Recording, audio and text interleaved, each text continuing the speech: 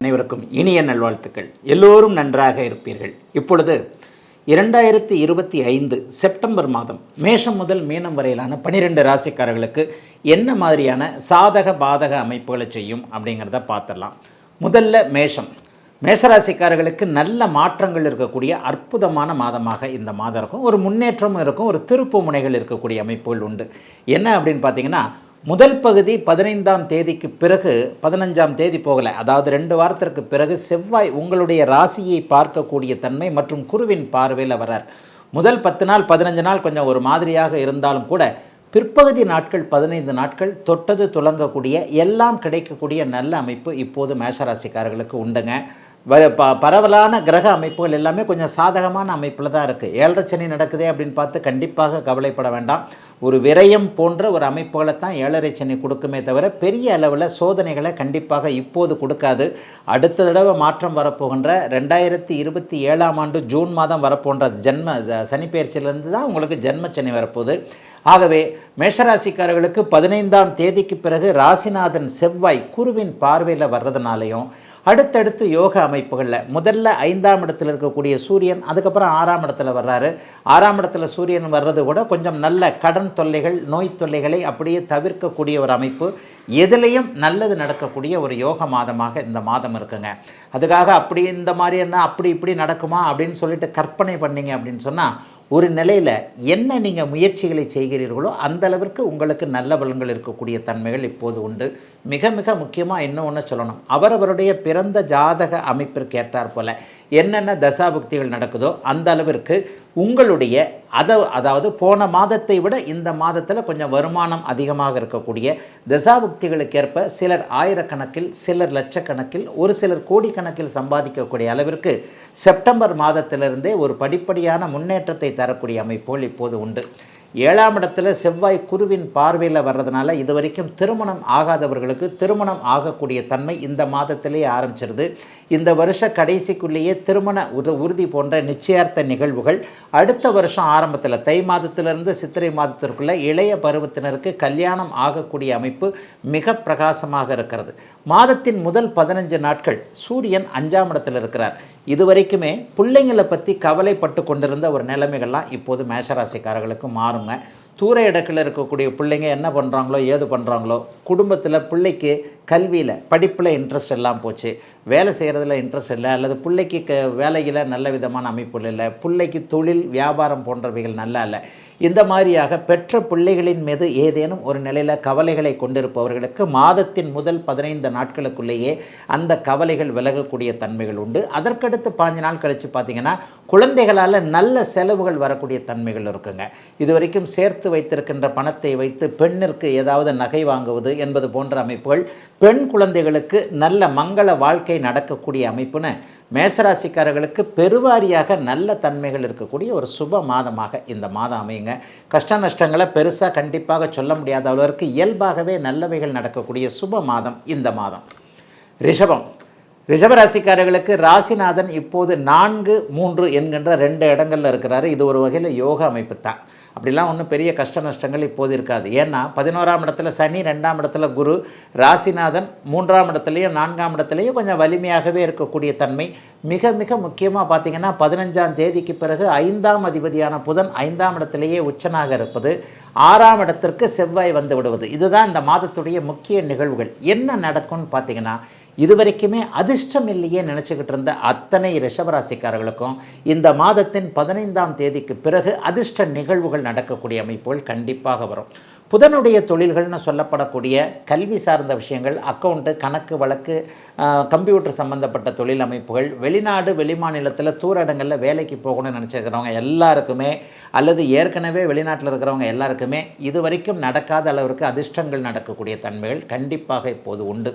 ராசிநாதன் 4ஆம் இடத்துல வலுவாக இருக்கிறார். வீடு வாகனம் சார்ந்த விஷயங்களில் கடந்த காலத்தில் கொஞ்சம் ஒரு மாதிரியாக வீடு சரியாக அமையலைங்க, என்ன வாடகை வீட்டில் தான் இருக்கிறேன், ஒத்திக்கு தான் இருக்கிறேன், இந்த மாதிரியான ஒரு சொந்த வீடு ஒரு 4 குச்சியில் வச்சு கட்டிடணுமாவது நினைக்கிறேங்க என்கின்ற மாதிரியாக சிம்பிளாக ஒரு வீடு கட்டணும்னு நினைக்கக்கூடியவர்களுக்கு கூட தசாபுக்தி அமைப்புகளின் சார்பில் நல்ல விதமான அமைப்புகள் கோச்சாரம் நல்லா இருக்குது, தசாபக்தியும் நல்லா இருந்ததுன்னா உண்மையிலே பெரிய அளவில் வீடு கட்டக்கூடிய அமைப்பு, கடனுக்கு வீடு வாங்கக்கூடிய அமைப்புன்னு மிகப்பெரிய நல்ல மேன்மைகள் இருக்கக்கூடிய அமைப்பு. மாதத்தின் 15ஆம் தேதிக்கு பிறகு செவ்வாய் 6ஆம் இடத்திற்கு வந்துடுறார். அவர் 1.5 மாதம் 6ஆம் இடத்துல இருப்பார். அப்போ இந்த மாதத்தின் பிற்பகுதியிலிருந்தே ஆரோக்கியம் வலிமையாக இருக்கக்கூடிய தன்மைகள் இப்போது கண்டிப்பாக உண்டு. ஒரு 50-60 வயசுக்கு மேற்பட்ட அத்தனை ரிஷபராசிக்காரர்களுக்கும் 15ஆம் தேதிக்கு பிறகு மருத்துவ செலவுகள் நிற்கக்கூடிய தன்மை, வீட்டில் பெரியவங்களுக்காக ஆஸ்பத்திரி செலவுகள்லாம் ஆகிக்கிட்டு இருந்ததெல்லாம் விலகக்கூடிய அமைப்புகள், எல்லாத்துலேயுமே பண வரவுகள் முதன்மையாக இருக்கக்கூடிய நிலைமை. கடந்த காலத்தில் எங்கெங்கெல்லாம் பண வரவிற்கு தடை இருந்ததோ அதெல்லாம் அப்படியே விலகக்கூடிய ஒரு அமைப்பு. மிக முக்கியமாக 5ஆம் அதிபதியும் 9ஆம் அதிபதியும் நேருக்கு நேராக பார்த்து கொள்ளக்கூடிய தன்மை நல்ல தன்மை. ஆகவே பண வரவிற்கோ அல்லது தொழில் போன்ற அமைப்புகளுக்குள்ளோ எந்த குறையும் இருக்காது. ஐயா சாதகமாக இவ்வளவும் சொல்லிகிட்டு இருக்கிறீங்க, ஏதாவது நெகட்டிவாக நடக்குமா? சூரியன் சனி பார்வையால் அப்பா மக உறவுகள் கொஞ்சம் ஒரு மாதிரியாக இருக்கும். நம்ம ஒன்று சொல்ல அப்பா ஒன்று சொல்ல அப்பாவுடைய பேச்சை ஏற்க முடியாத ஒன்று. சிலருக்கு அப்பானால் மருத்துவ செலவுகள் வரக்கூடிய தன்மை. அப்பாவுக்கிட்ட ஒரு சம்மதம் கேட்க போனவர்களுக்கு அப்பா அதை சம்மதம் கொடுக்க முடியாத ஒரு தன்மை என தந்தையோடு முரண்படக்கூடிய அமைப்புகள் இந்த மாதத்தின் பிற்பகுதியிலிருந்து ஆரம்பிக்குது. பிற்பகுதினா 15ஆம் தேதிக்கு பிறகு 15 நாள் அவர் சூரியனுடைய பார்வையில் தான் இருக்கிறாரு.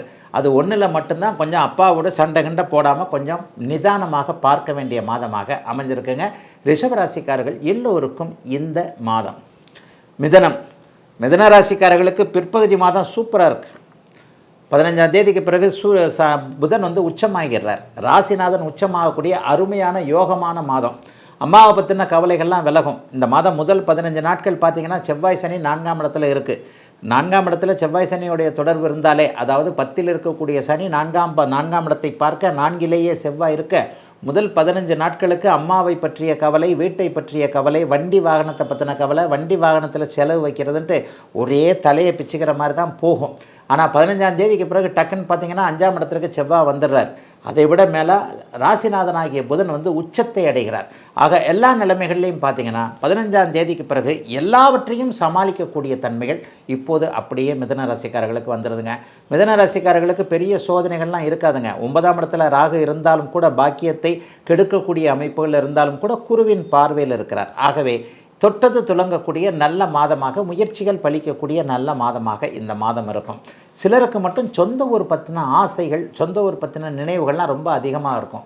வெளிநாடு வெளிமாநிலம் போன்ற தூர இடங்களில் இருக்கக்கூடிய மிதன ராசிக்காரர்களுக்கு சொந்த ஊருக்கு திரும்பி வந்தணுன்ற எண்ணங்கள். உழைச்சது போதுங்க, 55 வயசாக போகுது, 60 வயசாக போகுது, இனிமையாவது பொண்டாட்டி பிள்ளை புருஷன் பிள்ளைங்கன்னு போய் பக்கத்தில் இருக்கலாம் என்கின்ற மாதிரியாக தூர இடங்களில் இருக்கக்கூடிய மிதன ராசிக்காரர்கள் எல்லோருக்குமே சொந்த ஊர், சொந்த மாநிலத்திற்கு திரும்பி வரக்கூடிய அமைப்புகள், பூர்வீகத்தில் செட்டில் ஆகக்கூடிய ஆர்வங்கள் வரக்கூடிய மாதமாக இந்த மாதம் அமைங்க. சிலருக்கு ஆன்மீக எண்ணங்கள் கொஞ்சம் அதிகமாகவே கூடுதலாகவே இருக்கும். ஏன்னா மாதத்தின் பிற்பகுதியில் 3ஆம் இடத்துல சுக்கிரன் உட்கார்ந்து குரு சுக்கிர பார்வை ஒரே நேரத்தில் ராகுவிற்கு கிடைக்கின்ற அமைப்பு, 9ஆம் இடத்திற்கு கிடைக்கின்ற அமைப்பு. கொஞ்சம் ஆன்மீக யாத்திரைகள், ஆன்மீக எண்ணங்கள் அதிகமாக இருக்கக்கூடிய அமைப்பு.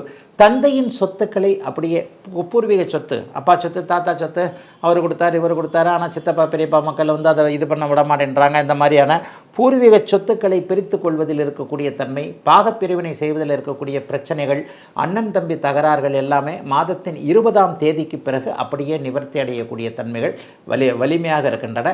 9ஆம் இடத்தை 2 சுபர்களும் வலுத்து பார்க்கறதுனால இது வரைக்கும் கிடைக்காத பாக்கியங்கள்லாம் கிடைக்கும்.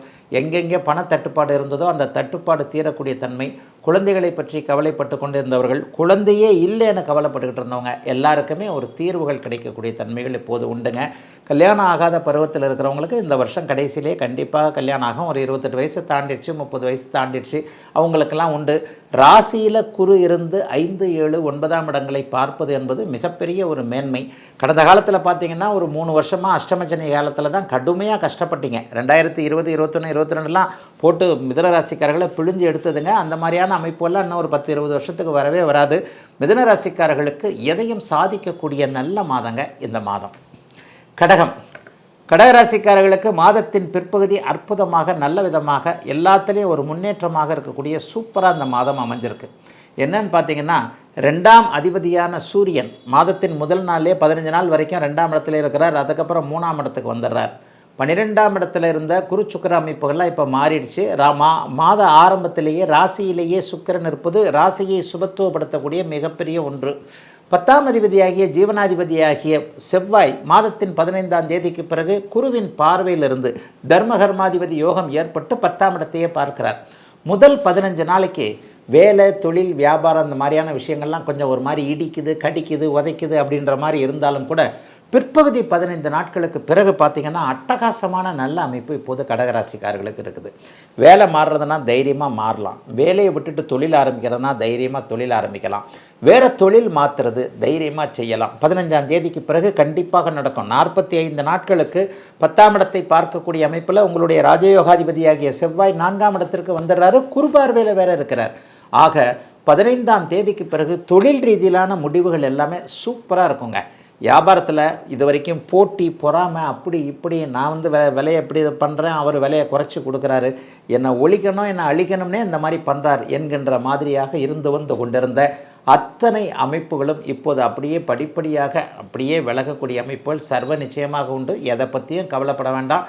பெரிய அளவில் மாற்றங்கள் வேலை, தொழில், வியாபாரம், விவசாயம் போன்ற எல்லா அமைப்புகளையும் இப்போது கடகராசிக்காரர்களுக்கு வரப்போகிறது. 10ஆம் இடத்தை 9ஆம் அதிபதி பார்வை பெற்று அவர் ஜீவனாதிபதி பார்க்கறதுனால இந்த மாதத்திலிருந்து தொழில் முன்னேற்றங்கள் கண்டிப்பாக வந்துடும்.